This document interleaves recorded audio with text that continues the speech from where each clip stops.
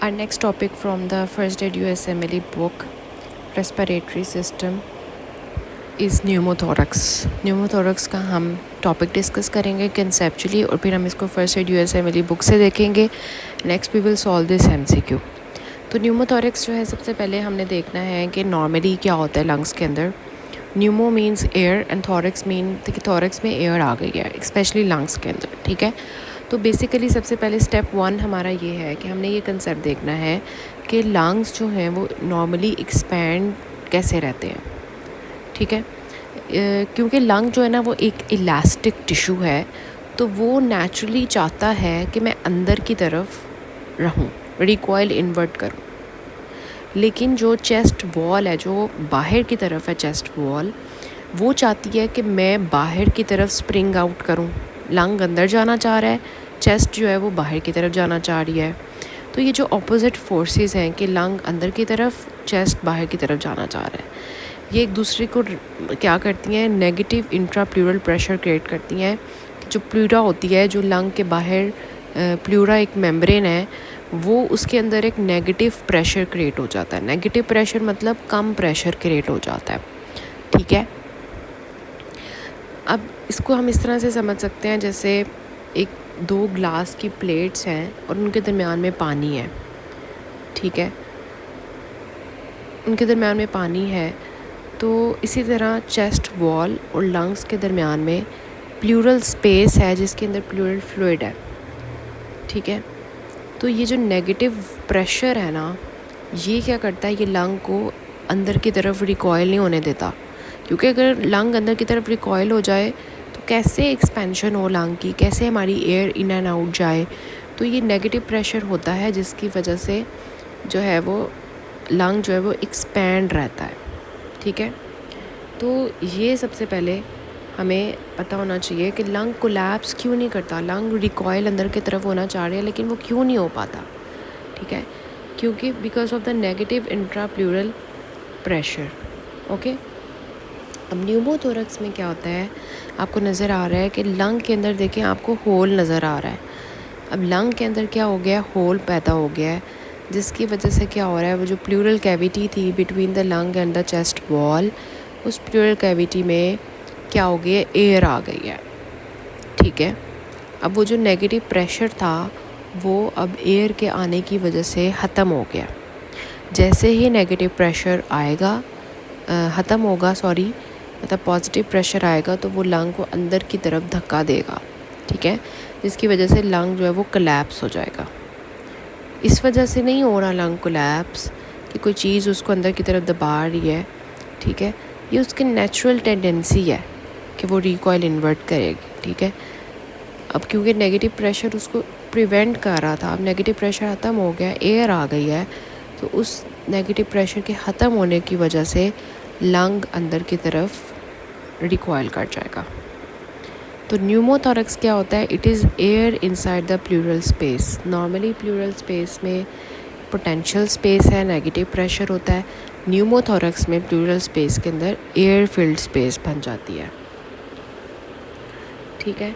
तो ये आपको सबसे पहले पता चल गया। अब न्यूमोथोरक्स के पेशेंट्स की सांस क्यों उखड़ने लग जाती है, ब्रेथलेस क्यों हो जाता है, क्योंकि जब उसका लंग अंदर की तरफ कोलैप्स करता है तो वो सही तरह से ऑक्सीजन अंदर की तरफ लेगा ही नहीं, एक्सपैंड ही नहीं करेगा, वेंटिलेशन ही नहीं होगी, ऑक्सीजन एक्सचेंज ही नहीं हो पाएगा। जब ऑक्सीजन ही नहीं अंदर आ पा रही, एक्सचेंज नहीं हो पा रही, तो फिर क्या होगा, पेशेंट को सांस उखड़ना शुरू हो जाएगा क्योंकि उसकी बॉडी को ऑक्सीजन नहीं मिल रही।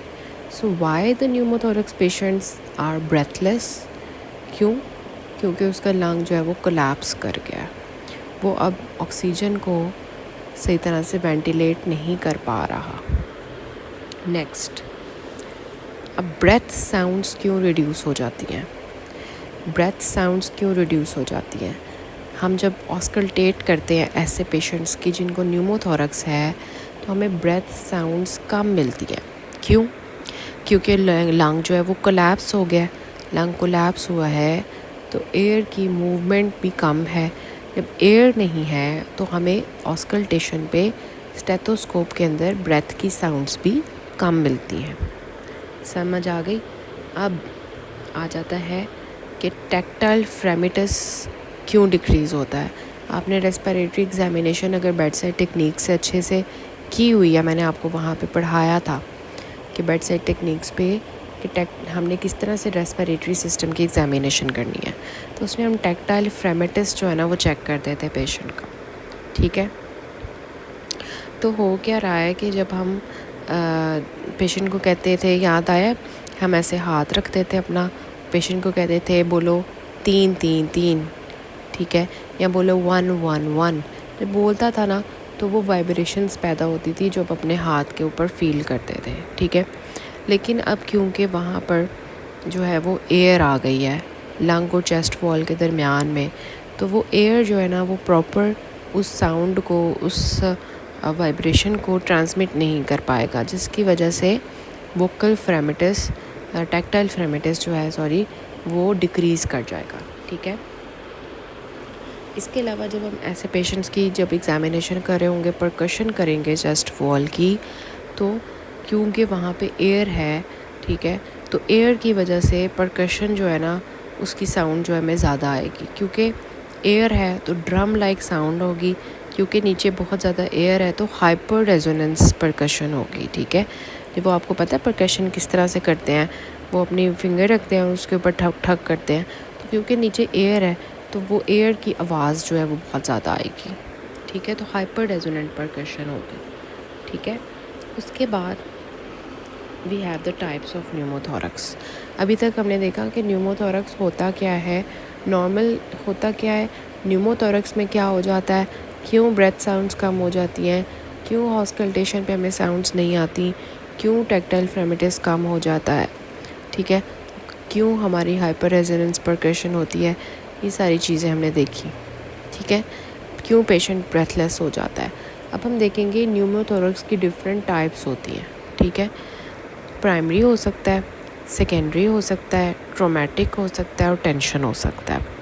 प्राइमरी जो है ना, प्राइमरी और सेकेंडरी ये दोनों स्पॉन्टेनियस न्यूमोथोरक्स हैं। प्राइमरी में देखें कोई डिज़ीज़ नहीं है लंग की, जस्ट एक लंबा सा आपको बंदा नज़र आ रहा है, tall, thin, young male, smoker, इस तरह के जो मेल्स होते हैं ना, क्या होता है उनके अंदर जो लंग एपेक्स होती है ना, वहाँ पर नेगेटिव प्लूरल प्रेशर बहुत ज़्यादा होता है। ठीक है, और एपिकल एल्वुलाई गेट स्ट्रेच्ड।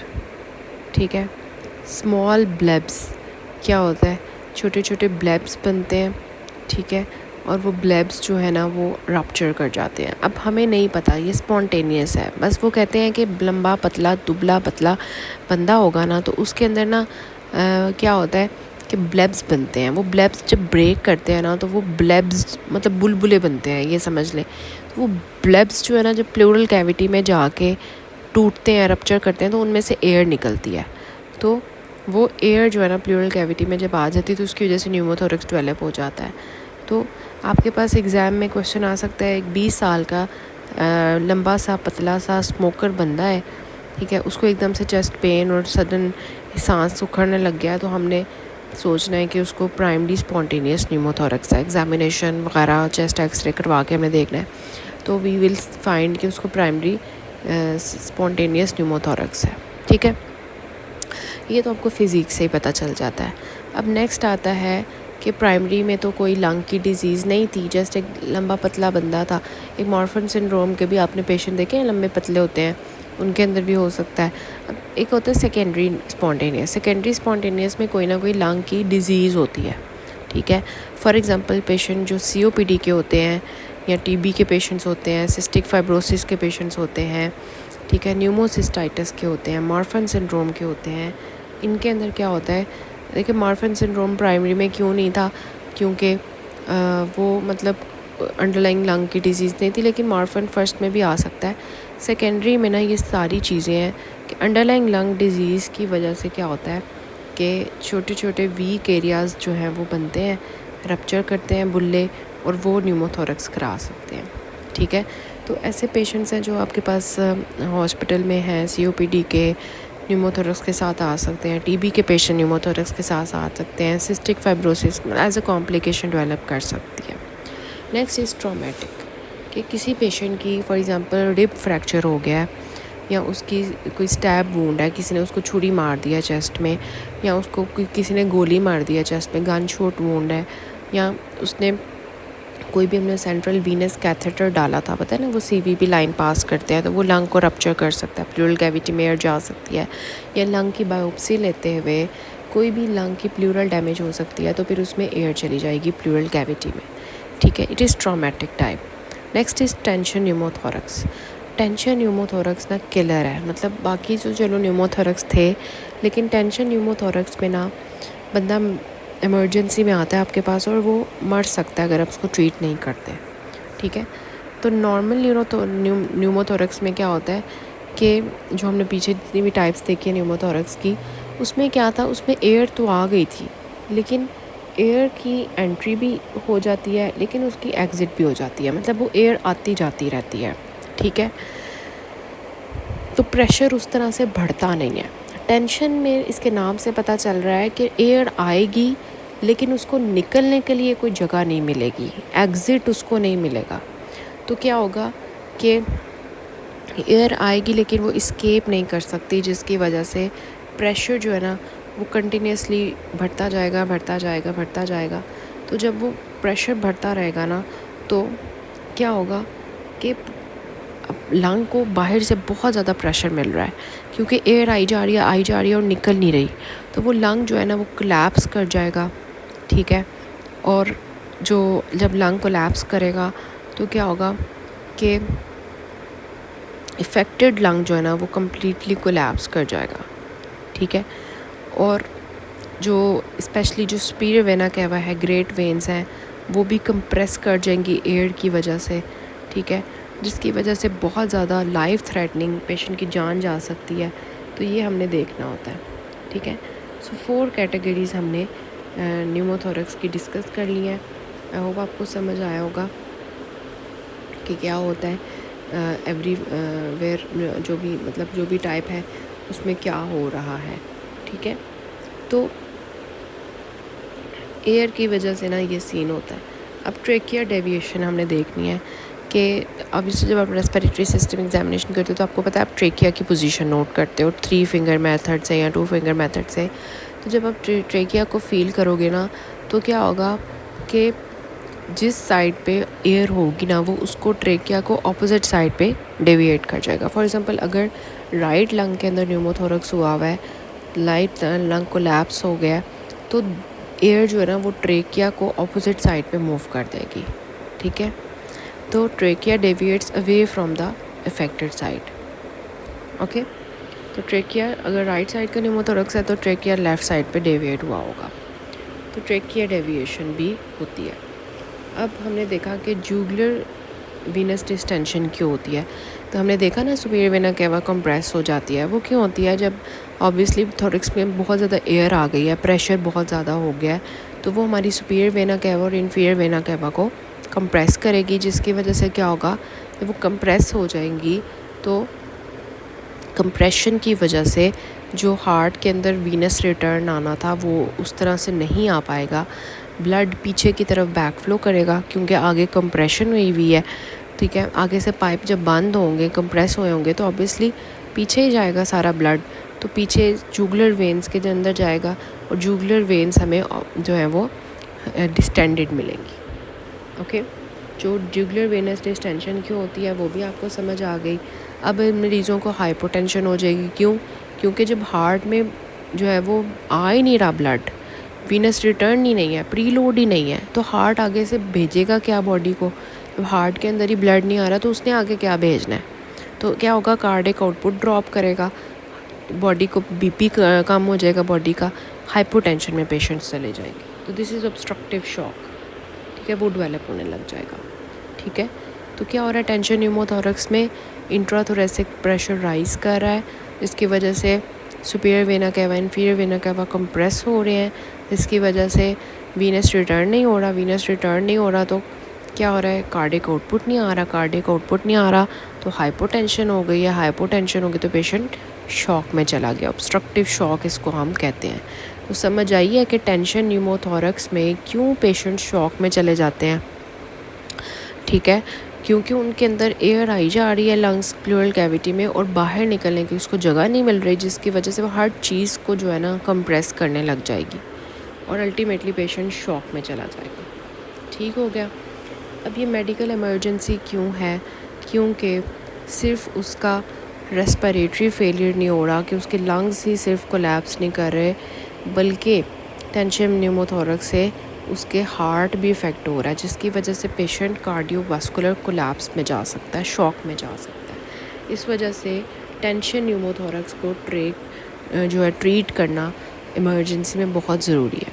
तो अगर आपके पास एक मरीज़ आया है और आप सस्पेक्ट करें एग्जामिनेशन से कि उसको टेंशन न्यूमोथोरक्स है, आपने उसकी जल्दी से वो सांस उसका उखड़ा हुआ आया है, ठीक है, मरीज़ की बुरी हालत है, उसका बीपी आपको कम मिल रहा है, उसकी पल्स आपको कम मिल रही है और आप उसका जल्दी से आपने उसके रेस्पिरेटरी एग्जामिनेशन की है और आपको जो है परकशन नोट कम हाइपर रेजोनेंट मिल रहे हैं, ठीक है, और आपको ट्रेकिया जो है वो डेविएटेड मिल रहा है ऑपोजिट साइड पे, ठीक है, और आपको जो है ना उस तरह से क्या मिल रहा है कि रेस्पिरेटरी मूवमेंट्स कम मिल रही हैं, आपको टैक्टाइल फ्रेमेटिस जो है वो कम मिल रहा है, ठीक है, आप सस्पेक्ट करें कि उसको न्यूमोथोरक्स है, तो आपने जल्दी से चेस्ट एक्सरे नहीं कराना, बल्कि आपने क्या करना है, इट इज़ क्लिनिकल डायग्नोसिस, आपने टेस्ट्स की तरफ नहीं जाना, आपने इमीडिएटली क्या करना है, जो सेकेंड इंटरकॉस्टल स्पेस है मिड क्लेविकुलर लाइन में, जो सेकेंड इंटरकॉस्टल स्पेस है, ठीक है, या फिर इंटीरियर मिड एक्सिलरी लाइन में जो है ना फोर्थ और फिफ्थ इंटरकॉस्टल स्पेस है, वहाँ पर आपने नीडल घुसा देनी है, ठीक है, नीडल घुसा देनी है जल्दी से, कोई भी नीडल पकड़ के आपने जल्दी से सेकेंड इंटरकॉस्टल स्पेस या fourth to fifth intercostal space जो है, अगर सेकेंड इंटरकॉस्टल स्पेस है तो मिड क्लेविकुलर लाइन, और अगर जो है ना fourth and fifth intercostal space है तो इंटीरियर एक्सिलरी लाइन, आपने जल्दी से क्या करना है, आपने जल्दी से वहाँ पे नीडल इंसर्ट कर देनी है ताकि जो एयर अंदर इकट्ठी हुई जा रही है उसको बाहर निकलने का रास्ता मिल जाए, ठीक है। तो आपने जल्दी से इस पेशेंट को ट्रीट किया और उसके बाद जब पेशेंट की हवा थोड़ी बाहर निकल गई, आपने चेस्ट ट्यूब जो है वो इंसर्ट कर दी, which is a definitive treatment, ठीक है। So this is how we treat the tension pneumothorax. तो what is simple pneumothorax and what is tension pneumothorax, हमें कैसे पता चलेगा कि ये पेशेंट न्यूमोथोरक्स का है और ये नॉर्मल जो है न्यूमोथोरक्स है या इमरजेंसी टेंशन न्यूमोथोरक्स है, ठीक है। तो दोनों में एयर होगी, ठीक है, लेकिन जो है ना जो टेंशन न्यूमोथोरक्स होगी ना उसमें प्रेशर कंटिन्यूसली राइज हो रहा होगा। टेंशन न्यूमोथोरक्स में ट्रैकिया आपको डेविएटेड मिलेगा, जुगुलर वेनस डिस्टेंशन मिलेगी, पेशेंट आपको शॉक में जाता हुआ फील होगा। इट इज़ इमरजेंसी और इसमें आपने जल्दी से नीडल डिकम्प्रेशन करनी है और उसके बाद चेस्ट ट्यूब डालनी है। लेकिन जो सिंपल न्यूमोथोरक्स है उसमें आप चेस्ट ट्यूब डालने का वेट कर सकते हैं, ठीक है। So this is how we understand. अब ये सारे वाइवा क्वेश्चंस हैं, आपने देख लेने हैं। Why does pneumothorax cause hyper resonance, why there is tactile fermentus decrease, why the trachea deviates to opposite side, why hypotension occurs, ठीक है, और न्यूमोथोरक्स जो है वो टेंशन न्यूमोथोरक्स क्या होता है, ठीक है। तो ये सारे मैंने लिख भी दिए हैं। अब ये आपका टॉपिक है from the first USMLE book, देखें न्यूमोथोरक्स का कि आपको सारे टाइप्स वगैरह और जो भी मैंने आपको बताया वो सारे, ये देखें आपको एयर इन प्लूरल स्पेस नज़र आ रही है, ट्रेकिया डेविएटेड दिखाया हुआ है, कोलैप्स्ड लंग दिखाया हुआ है, और एयर जो है ना आपको बहुत ज़्यादा काली, बिल्कुल काली एयर होती है, ठीक है। तो इस तरह से जो है ना आपका ये हो गया। अब हम इसका MCQ सॉल्व करते हैं।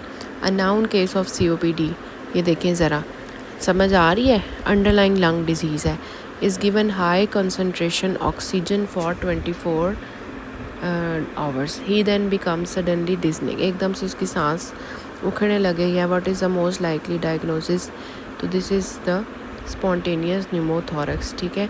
ये सेकेंडरी स्पॉन्टेनियस होता क्या है, COPD के पेशेंट्स में क्या होते हैं, बुल्ले बनते हैं, और जब हम उनको हाई फ्लो ऑक्सीजन देते हैं ना तो उसकी वजह से क्या होता है, ये बुल्ले रप्चर करके प्लूरल कैविटी में एयर इकट्ठी कर देते हैं, ठीक है, जिसकी वजह से ऑक्सीजन इंड्यूस्ड हाइपरकैप्निया हो जाता है, वो भी हो सकता है, ठीक है, रिटेंशन ऑफ कार्बन डाइऑक्साइड हो सकती है, और स्पॉन्टेनियस न्यूमोथोरक्स जो है वो हो सकता है। So it is secondary spontaneous pneumothorax. Primary ये नहीं होगा क्योंकि प्राइमरी में अंडरलाइंग डिजीज़ कोई नहीं होती, सेकेंडरी स्पॉन्टेनियस न्यूमोथोरक्स होगा ये, ठीक है। लेकिन अगर आपके पास प्राइमरी सेकेंडरी नहीं दिया हुआ, हॉली स्पॉन्टेनियस दिया हुआ है, तो आप स्पॉन्टेनियस न्यूमोथोरक्स को सोचेंगे। सो this is about the topic. मैं इसके बाकी जितने भी पास्ट MCQs हैं न्यूमोथोरक्स से रिलेटेड, वो आपके व्हाट्सएप चैनल में जो है वो शेयर कर दूँगी, आप उनको सॉल्व करें, ठीक है। और इस जो टॉपिक है उसके ऊपर ग्रिप हासिल करें। अगर आपके पास चैनल लिंक नहीं है, आप कमेंट में लिखें या फिर डिस्क्रिप्शन में मैंने लिंक दिया हुआ है, वहाँ पर मुझे मैसेज करें या डायरेक्ट चैनल को ज्वाइन करें और वहाँ पे ये इसका क्विज़ सॉल्व करें। सो this is about the topic.